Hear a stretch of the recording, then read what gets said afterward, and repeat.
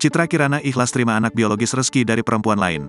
Keputusan Mahkamah Agung, Reski Aditya dinyatakan sah sebagai ayah biologis dari anak Weni Aryani, Naira Kaemita Sasmita. Polemik Weni dan Reski pun usai, dan kini Citra Kirana jadi sorotan, termasuk perasaannya menjadi ibu sambung anak Reski Aditya. Apa kata Citra Kirana? Aktris Citra Kirana berlapang dada menerima masa lalu suaminya Reski Aditya, termasuk soal Reski yang disebut-sebut sebagai ayah biologis dari anak yang dilahirkan Weni Aryani. Apalagi keputusan mengenai Reski ayah biologis anak Weni Aryani diperkuat keputusan pengadilan meski tanpa melalui tes DNA. It's okay enggak apa-apa, kata Citra dikutip dari YouTube Ana Sofa Yuking. Citra tak mempermasalahkan masa lalu Reski. Lagi pula ia pernah membicarakan hal itu dengan sang suami. Bahkan Citra siap menyambut anak Weni Aryani jika datang ke rumahnya. Kita tidak ada masalah, asalkan datangnya baik-baik, niatnya baik-baik kita welcome, sambungnya.